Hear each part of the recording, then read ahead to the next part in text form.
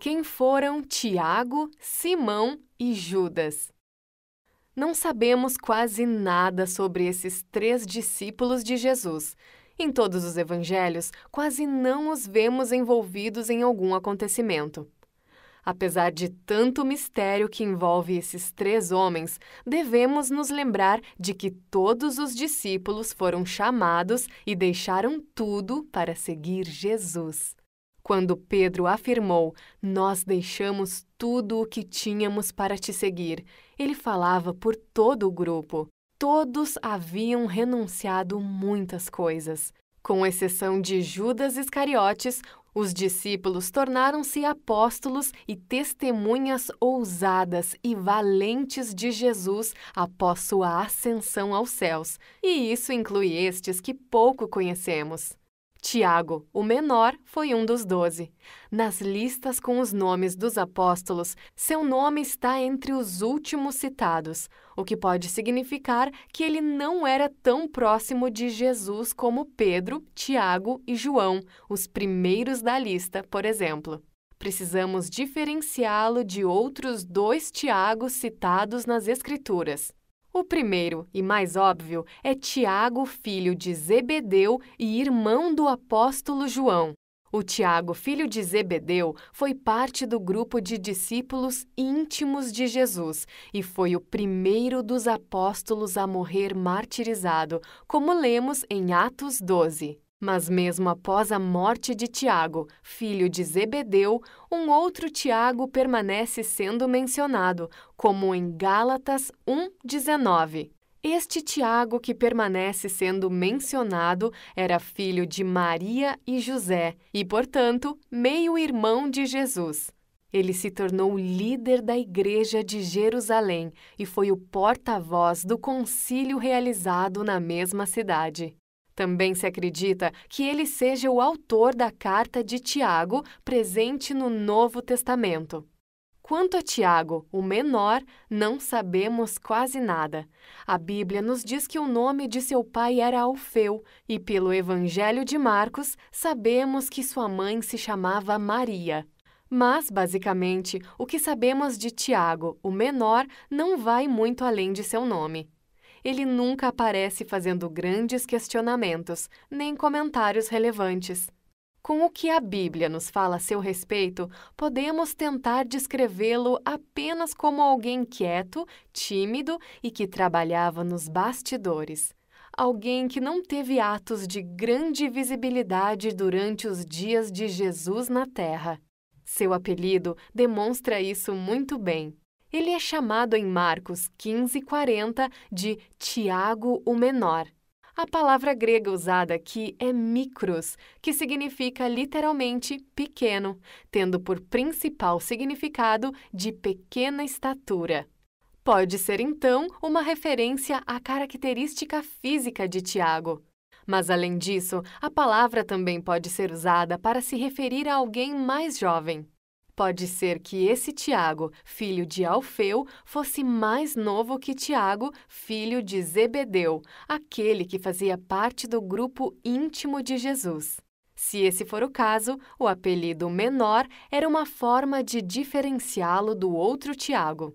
Mas alguns afirmam ser mais provável que o termo seja usado devido à sua influência. Como já vimos, ele não tem nenhum de seus feitos registrados nas Escrituras, talvez por ser realmente mais quieto durante o ministério de Jesus. Apesar de tudo isso que comentamos, não podemos nos esquecer que Jesus o escolheu. Ele era um homem de fé, tanto quanto os demais. Em João 6, quando muitos discípulos vão embora por acharem a mensagem de Jesus dura demais, Jesus se vira para os 12 e questiona: "Vocês também não vão?" Pedro ergue a voz e declara: "Para onde iremos? Só tu tens as palavras de vida eterna." Os 12 ficaram com Jesus, e Tiago, o discípulo de quem sabemos tão pouco, estava entre eles, sendo fiel e leal ao seu mestre.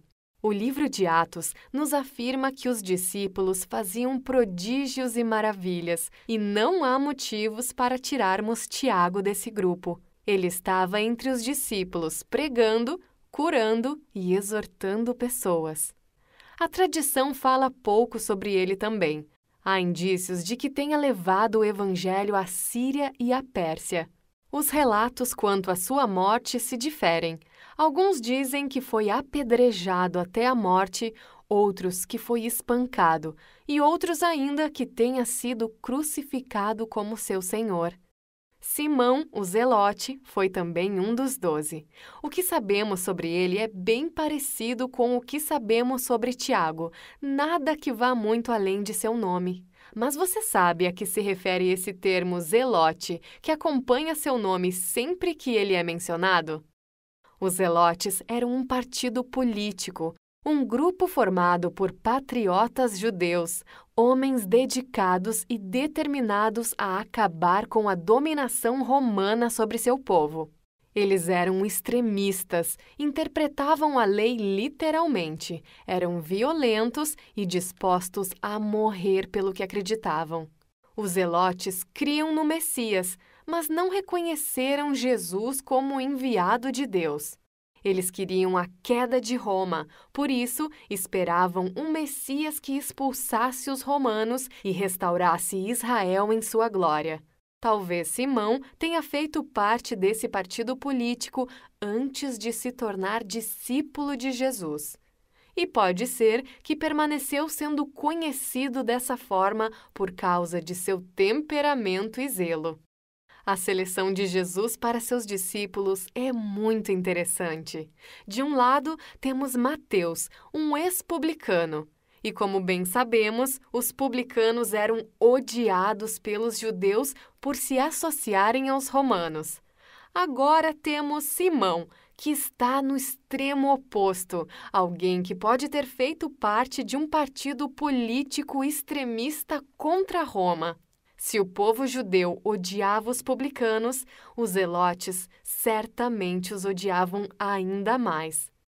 O que Jesus fez? Colocou 2 deles trabalhando juntos, lado a lado, como irmãos e servindo ao mesmo Senhor. Se Simão realmente fez parte do grupo dos zelotes, podemos deduzir que ele era zeloso, intenso e corajoso. Essas eram características de qualquer zelote, apesar de as usarem de maneiras erradas. Mas ele também possuía um coração ensinável, afinal, ele aceitou o chamado de Jesus e agora recebia um ensinamento contrário ao que sempre seguiu. Amem os seus inimigos, façam o bem aos que os odeiam, orem por aqueles que os maltrataram. Fontes da antiguidade afirmam que Simão, após a destruição de Jerusalém, levou o evangelho até as Ilhas Britânicas. Não temos registros confiáveis de como esse discípulo morreu, mas todos dizem que morreu pregando o evangelho.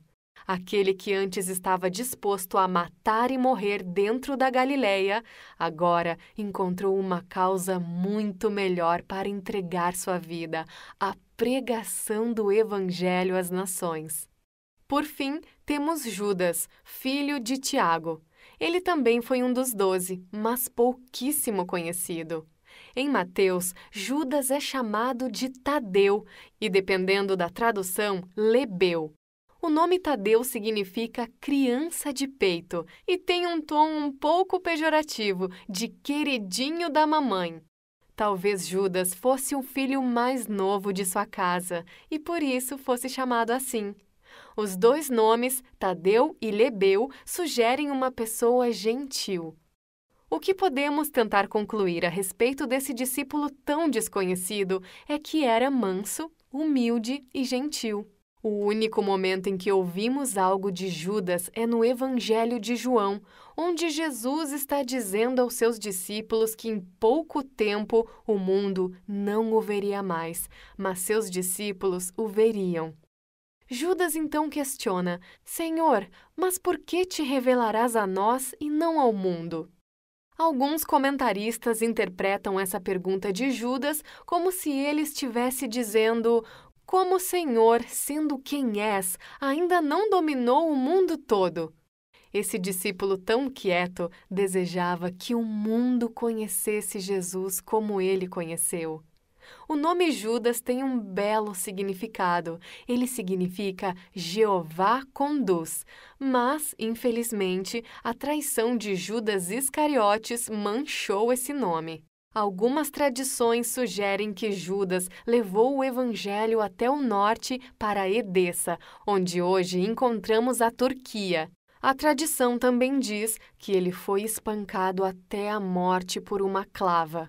Apesar de sabermos tão pouco a respeito desses 3 discípulos que citamos aqui, com eles aprendemos que Deus escolhe pessoas fervorosas ou quietas, ousadas ou tímidas, e as molda segundo seu bom querer para cumprirem seu propósito. Esses foram Tiago, Simão e Judas, seguidores fiéis de Jesus. Se você gostou do vídeo, não se esqueça de curtir, se inscrever no canal e ativar as notificações. Nos siga em nossas redes sociais e baixe o aplicativo da Bíblia em seu tablet ou smartphone. Até a próxima!